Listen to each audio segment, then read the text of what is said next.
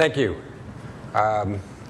So having to write a presentation that says what's next for Wi-Fi and working for Google is a little bit tricky. We work on a lot of things, some of which I can talk about.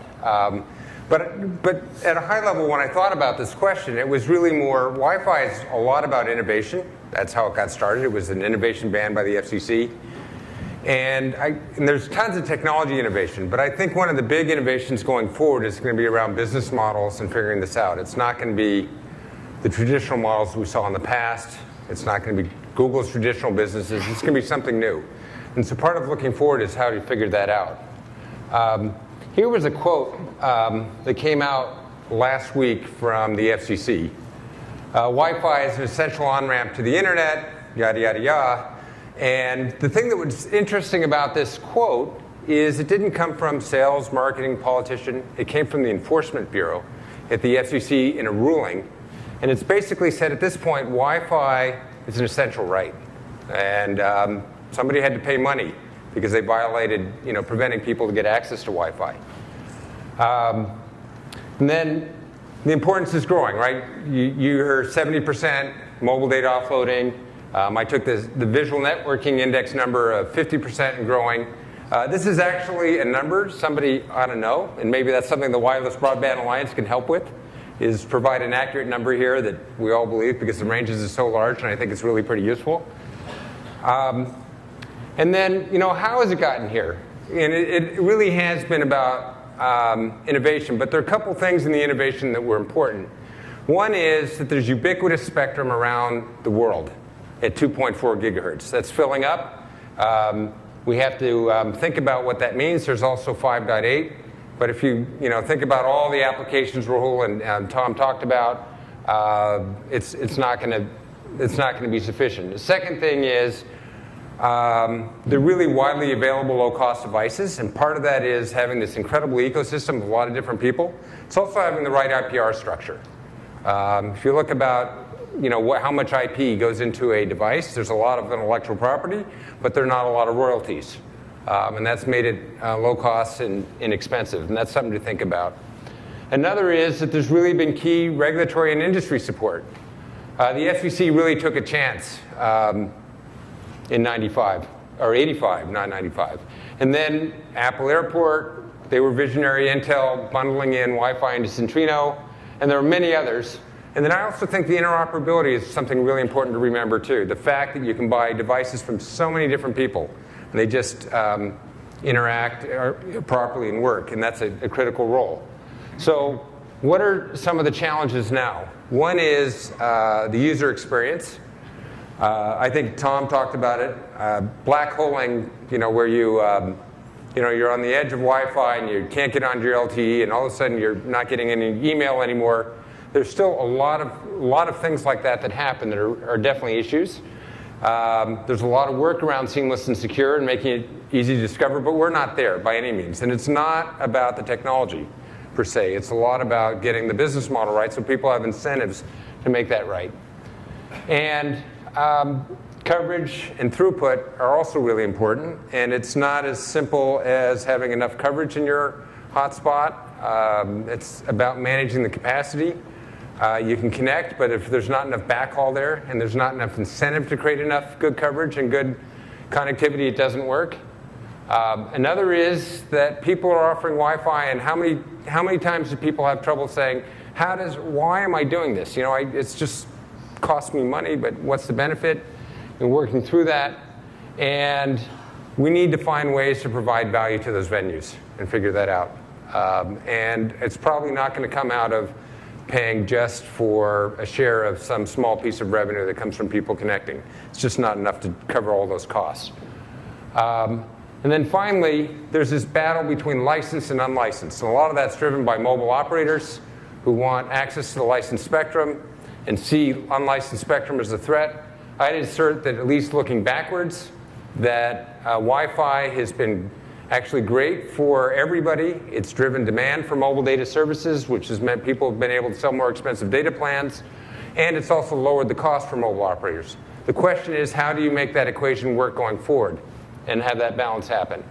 And just to be clear, at least in Google's perspective, Wi-Fi is absolutely not a replacement for the WAN. You need both, and they really are complementary. And lots of people have said that, not controversial, but just want to make sure it's understood.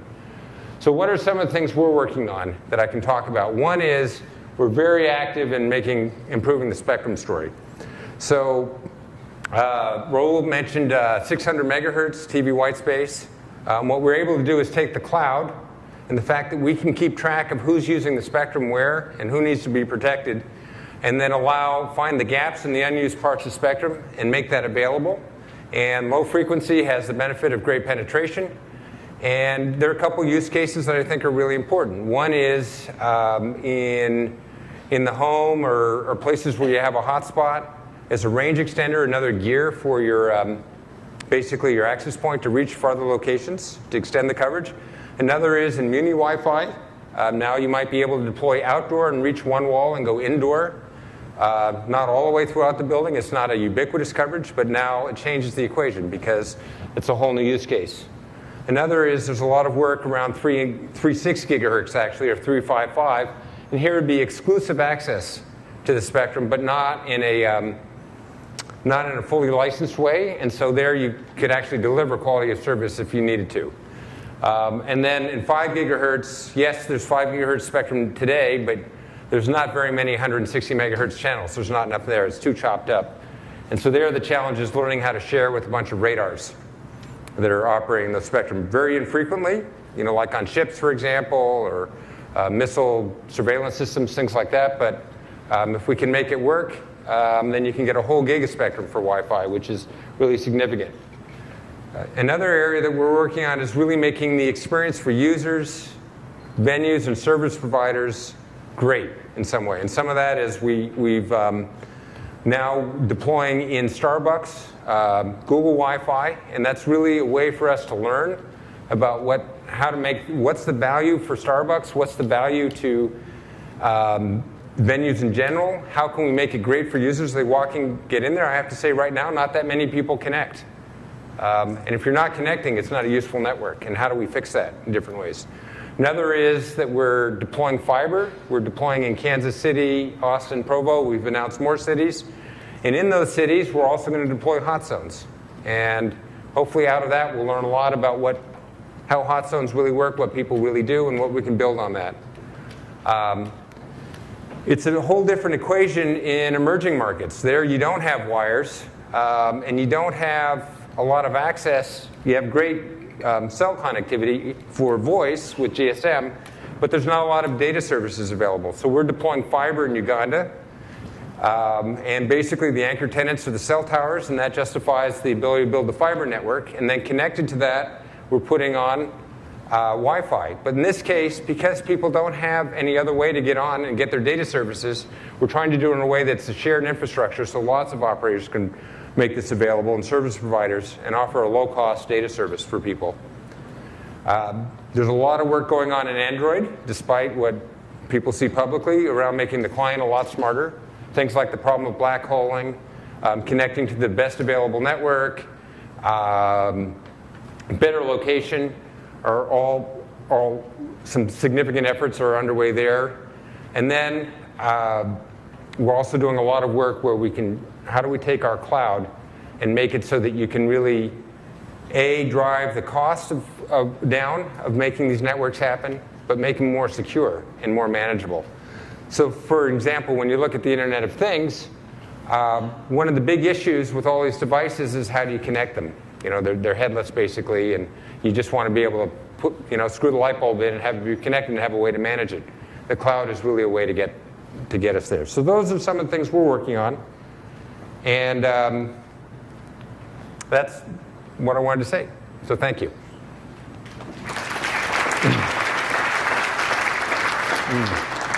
That's great. Thank you, Alan. OK, any questions for Alan? OK, yes, we have one up front here. I'll just give you mine. Thank you for taking my question. I'm wondering, Google has a lot of intelligence on the back end and the analytics, we assume. Are you exploring any analytics application based off the projects you're doing that you described? There are a lot of people Yes. The question is, what are we doing with analytics? I mean, we do a lot with analytics. I think that the underlying issue still is getting privacy right. If you think about it, in Europe now, there's the right to be forgotten. And a lot of companies have different analytics things, but when Google does it, it has to be something that stands that test.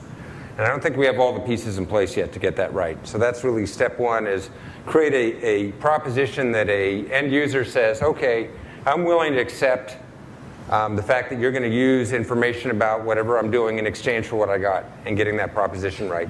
So that's part of what the learnings are at Starbucks and some of the hot zone deployments, is to really understand what works for people and getting that equation and that balance right. Okay, thank you very much, Alan. Okay, thank you. Okay.